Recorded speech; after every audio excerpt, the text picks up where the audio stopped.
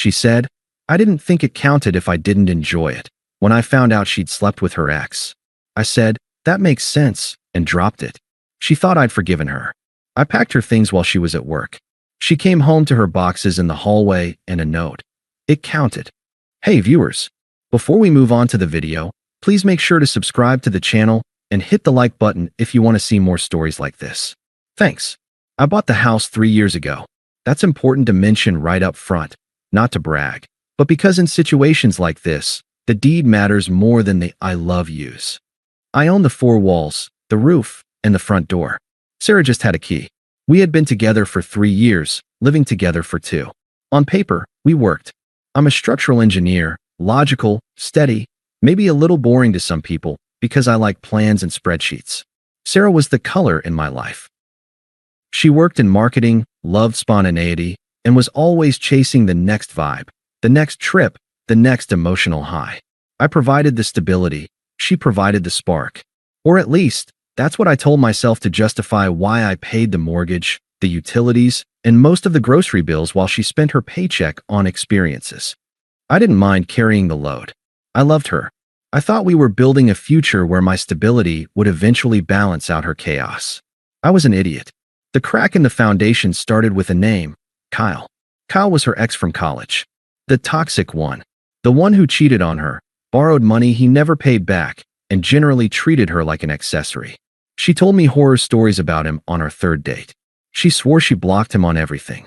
But about 2 months ago, she told me he'd reached out to apologize and make amends as part of some therapy program he was doing. I just want to hear him out so I can close that chapter for good, she'd said, looking at me with those wide, trusting eyes. I didn't love it, but I didn't want to be the controlling boyfriend. Fine, I said. Just keep it public and tell me when it's done. She came home that day crying, telling me how pathetic he looked and how glad she was to have a real man like me. I believed her. I thought that was the end of it. It wasn't. It happened on a Tuesday, the most mundane night possible. We were sitting on the couch, watching some generic action movie. Sarah was scrolling through Instagram, her head resting on my shoulder. She got up to go to the kitchen to grab a glass of wine and left her phone face up on the coffee table. I wasn't snooping. I have never snooped. But the screen lit up with a text, and the font was large enough to read from 3 feet away. Kyle, my back is still killing me from that angle, lol. Totally worth it though. Round 2 soon. The air left the room. It felt like the temperature dropped 20 degrees in a single second. I stared at the message, the words burning themselves into my retinas. From that angle. Round 2. Sarah walked back in, humming. She saw me staring at the phone. She saw the notifications still glowing on the screen. The glass of wine didn't drop. She set it down, but her hand was shaking so hard the liquid sloshed over the rim onto my coaster. Opie, she started, her voice jumping an octave. It's not what it looks like. I picked up the phone. I didn't unlock it. I just held it up. Kyle. Round 2. Angle. Which part isn't what it looks like, Sarah? She snatched the phone from my hand. I expected tears immediately. I expected begging. I expected I'm sorry. Instead, she got defensive. She crossed her arms, creating a barrier. Okay, fine. I saw him. He kept messaging me, begging to see me, saying he still loved me. I was confused, okay? I needed to know. I stood up. I felt sick, a physical nausea rolling in my gut. You needed to know? You live in my house. You sleep in my bed. And you needed to go fuck your toxic ex to know if you wanted to be here. I didn't want to be with him, she snapped, as if I were the one being unreasonable. I just needed to see if the spark was still there. And you know what? It wasn't. She took a step toward me, her face shifting from defensive to something resembling reassurance. This is where she delivered the line that killed the relationship. It didn't wound the relationship, it decapitated it. Opie, listen to me, she said, reaching for my hand. It was awful. He's messy, his apartment smells, and the sex was terrible. I didn't even enjoy it. I stopped him halfway through because I felt gross. I didn't even orgasm. So, it's not like I really cheated. It was just a physical test that failed. It didn't count. I looked at her. I really looked at her. I saw the woman I planned to propose to in the spring, and I realized I was looking at a stranger. A stranger who believed that fidelity was a transaction based on the quality of the orgasm. In her mind, because she had a bad time, she hadn't committed a crime. She viewed herself as the victim of a bad experience, not the perpetrator of a betrayal. You think, I started, my voice dangerously quiet. You think because you didn't get off, it doesn't count. Yes, she said, nodding enthusiastically, thinking I was finally understanding. Exactly. If I had enjoyed it, that would mean I had feelings for him. But I hated it. It just proved how much I love you. It was basically a mistake, like tripping and falling. It doesn't count. Something inside me snapped. But it wasn't a snap of rage. It was the sound of a tether being cut. All the anger, the hurt, the confusion, it just evaporated, replaced by a cold, metallic clarity. There was no point in screaming. There was no point in explaining loyalty or respect or basic human decency to someone who viewed cheating as a customer satisfaction survey. If I fought her, she would just dig in. She would gaslight me all night. She would make this a we problem. I needed to be surgical.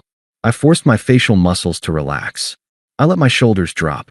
I looked her in the eye and lied with the same ease she had used to lie to me for weeks. You know what? I said, letting out a long breath. That actually makes sense. Sarah blinked, stunned. It does? Yeah, I said, nodding slowly. I mean, if there was no emotional connection and the physical part was bad, it's just mechanics. It's just biology. I get it. You needed closure, you got it, and now you know. The relief that washed over her face was insulting. She practically collapsed into me, hugging my waist. Oh my God, thank you. I knew you'd understand. You're so logical. That's why I love you.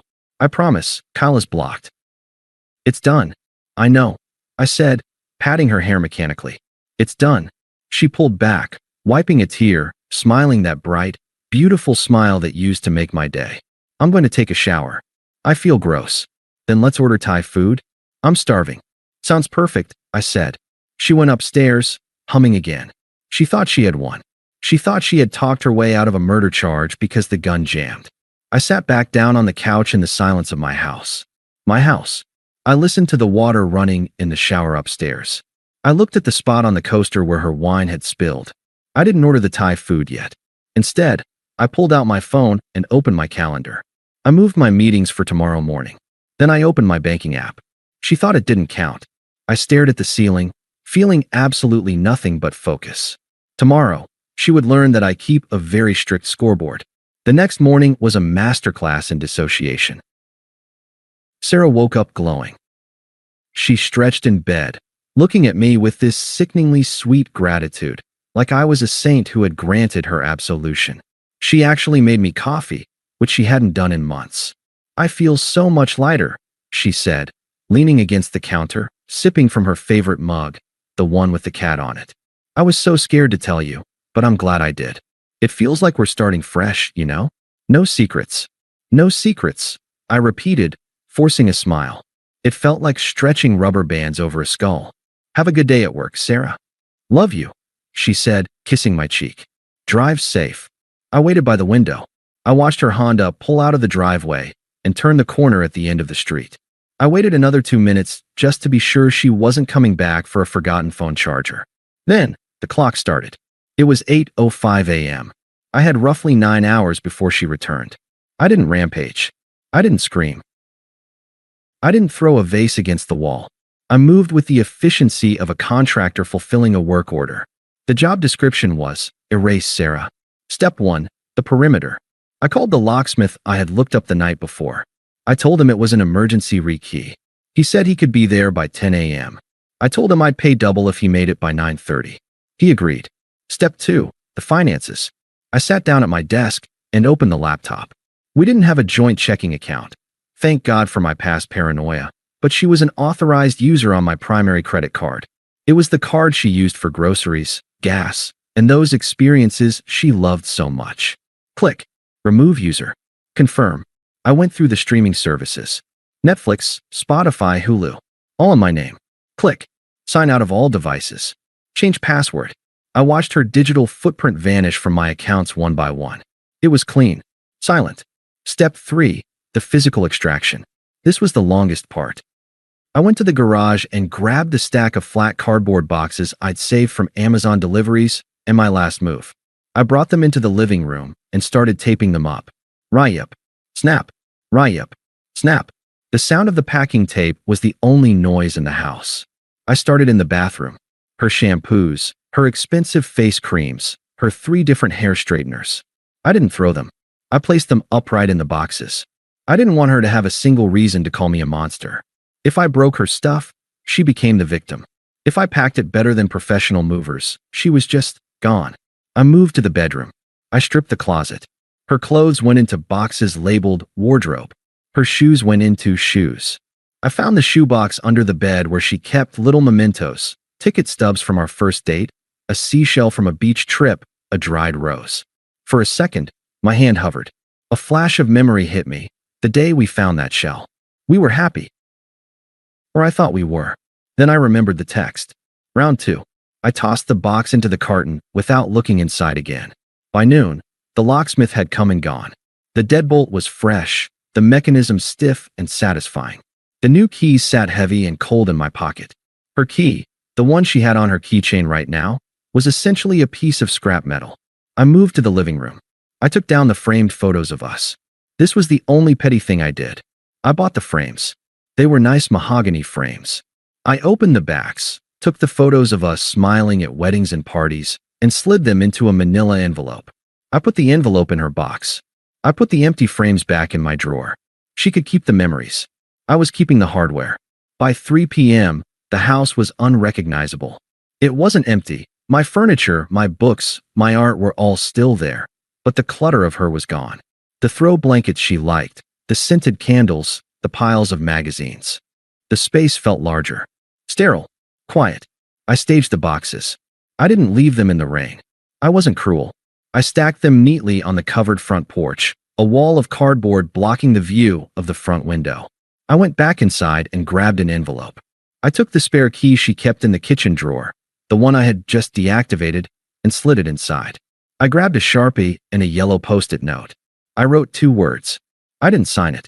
I didn't add a sad face or an angry face. Just the verdict. It counted. I stuck the note to the envelope and taped the envelope to the top box, right at eye level.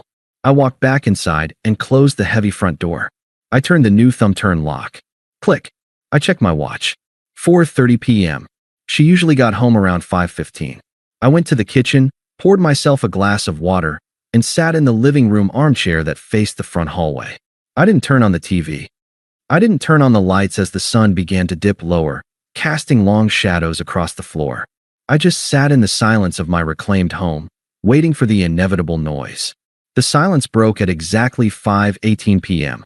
I heard the familiar hum of her engine in the driveway, then the thud of a car door closing. Footsteps clicked up the concrete path. Then, a pause. I could picture it perfectly. She was standing there, staring at the wall of cardboard on the porch. She was probably tilting her head, confused, wondering if a massive delivery had arrived for me. Then she would see her name on the side of a box. Then she would see the note. The silence outside stretched for a solid 30 seconds. It was the time it took for the brain to process a reality it refused to accept. Then, the doorknob jiggled. It was a casual turn at first, then a harder twist, then a frantic rattling.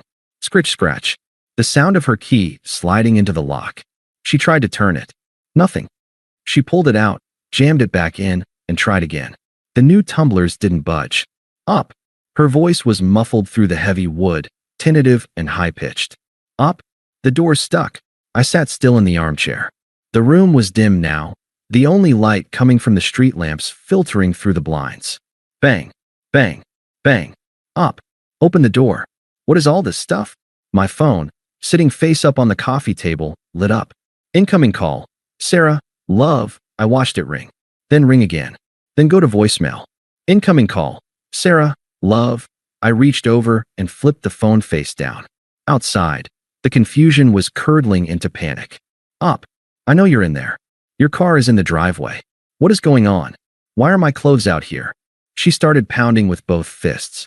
It was a rhythmic, desperate drumming that vibrated through the floorboards. This isn't funny.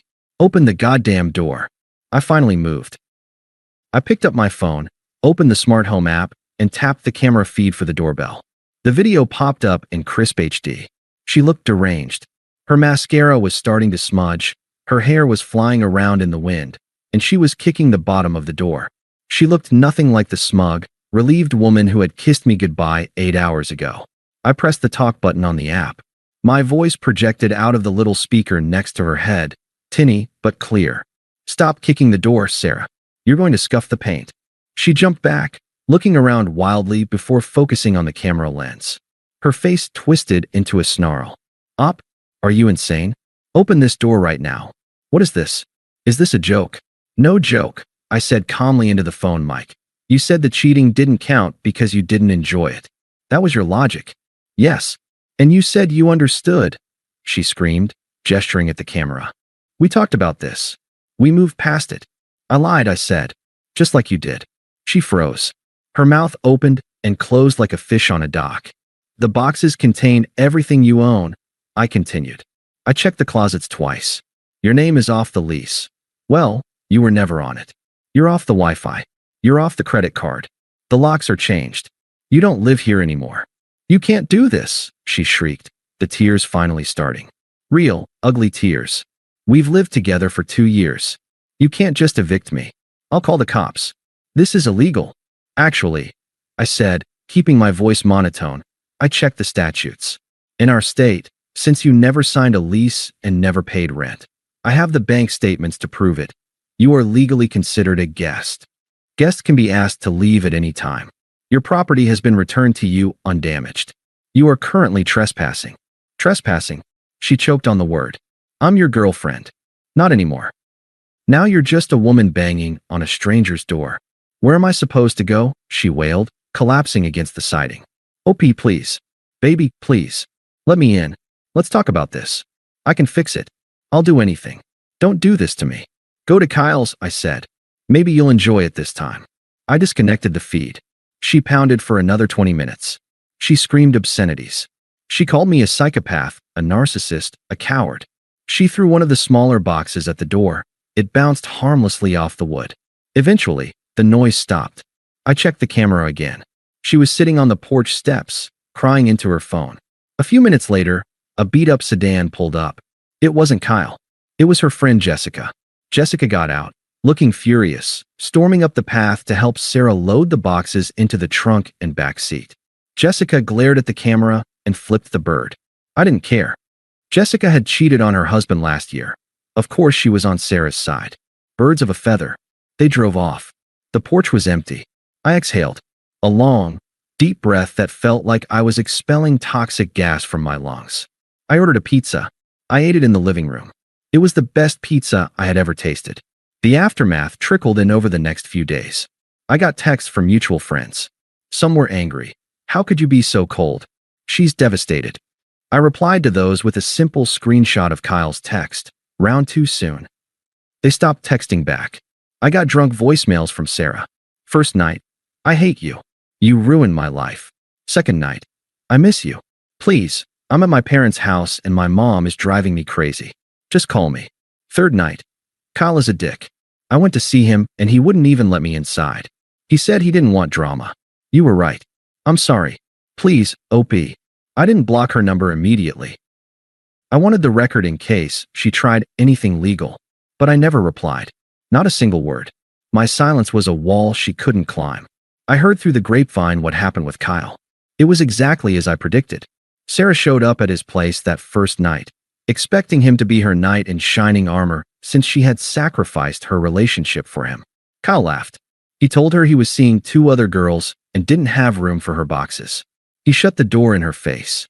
So she ended up back in her childhood bedroom, 30 years old, single, and broke, explaining to her conservative parents why the nice engineer kicked her out. The karma wasn't a lightning bolt. It was a slow, suffocating fog of her own making. And I wasn't there to clear it for her. 6 months passed. They say the best revenge is living well, but I found that the best revenge was actually just peace. My bank account recovered. My blood pressure dropped. I started sleeping through the night without waking up wondering why the person next to me felt distant. I didn't date. I didn't want to. I spent the summer hiking, fixing up the backyard deck that Sarah had always complained about, and reconnecting with friends who had drifted away during the Sarah show. I realized that for 3 years, I had been carrying a backpack full of rocks, convinced it was just normal gravity. When I took it off, I felt like I could fly. I hadn't heard from her in 4 months. The drunk voicemail stopped after I changed my number. I assumed she had moved on or found another safety net to land on. I was wrong. It happened on a Sunday afternoon in October. I was at the upscale grocery store downtown, the one with the overpriced cheese and the good wine selection. I was looking at steaks, debating between ribeye and strip, when I felt a tap on my shoulder. Up. I turned around. It took my brain a second to register her. Sarah looked diminished. That's the only word for it. She was wearing sweatpants that looked slept in and a hoodie that was 2 sizes too big. Her hair, usually perfectly styled, was pulled back in a messy bun that wasn't a fashion statement. She looked tired. Deeply, spiritually tired. In her basket, she had a frozen pizza, a bottle of cheap wine, and a box of tissues. In my basket, I had steaks, asparagus, and a bottle of Cabernet. The visual contrast was brutal. "Sarah," I said. My voice was even. No spike of adrenaline. No anger. Just acknowledgement. I didn't know you shopped here," she stammered, tucking a loose strand of hair behind her ear. She was scanning my face, looking for something. Anger? Love? Regret? "I do," I said. I turned back to the steaks. "You look good," she said softly. "You look happy." "I am." She moved closer, invading my personal space just enough to be uncomfortable. "I miss you, you know. Every day." I didn't answer. I picked up a package of ribeyes and checked the price. "Can we please talk?" she asked, her voice cracking. "Just for 5 minutes? I feel like we left things so unfinished. You just cut me off, OP. It was so cruel." I finally turned to face her fully. "Cruel? I packed your boxes with bubble wrap, Sarah. I returned your property. I followed the law. You threw me away," she hissed, a flash of the old anger rising up before she tamped it down. "Over one mistake. One stupid mistake that I told you about because I trusted you. Doesn't that count for anything? Doesn't the fact that I was honest count?" "You weren't honest," I corrected her mildly. "You were caught. There's a difference." "But I didn't leave you," she pleaded, ignoring the fact. "I stayed. I chose you. Call meant nothing. I told you, I didn't even enjoy it. It was a physical failure. Why did you have to blow up our entire life over something that didn't even feel good?" There it was. 6 months later, and she was still clinging to the same twisted logic. She genuinely believed that her lack of pleasure made her innocent. I looked at her, and I felt a strange sense of pity. Not sympathy, just pity. She was broken in a way I couldn't fix, and thank God I was no longer trying to. "Sarah," I said, checking my watch. "I have to get going. The game starts in an hour." 3 years, OP, she cried out, causing a woman in the produce section to look over. "We were together for 3 years. We talked about marriage. We had a life. Does none of that matter to you? How can you just stand there and act like I'm a stranger? Did our relationship mean nothing?" I looked her dead in the eyes. I channeled every ounce of the cold, surgical detachment I had summoned the day I packed her boxes. "Honestly," I said, tilting my head as if thinking it over. Looking back at it now, I was stressed all the time. I was paying for everything. I was emotionally drained. I didn't enjoy the relationship. She stared at me, tears welling up. "What are you saying?" "I'm saying I didn't enjoy it," I said calmly. "I didn't enjoy the relationship. It was actually pretty terrible for me." She recoiled as if I'd slapped her. "So? What does that mean?" I smiled. It was a small, polite smile. The kind you give a cashier. "Well, using your logic, since I didn't enjoy it, it didn't count." Her mouth fell open. She stood there, frozen, the realization hitting her like a physical blow. I had used her own shield to decapitate her. "So technically," I continued, gripping the handle of my basket, "we never dated. I don't know you." I stepped around her. "Goodbye, stranger." I walked toward the checkout aisle. I didn't look back. I didn't need to see her face to know she was crumbling. I didn't need to see if she was crying. I paid for my steaks. I walked out into the crisp autumn air. The sun was setting, painting the sky in shades of violet and gold. I got in my car, turned on the radio, and drove home to my quiet, empty, peaceful house. It was the best night of my life. Thanks for watching. Make sure to subscribe to the channel and hit the like button. What do you think about this story? Share it in the comments.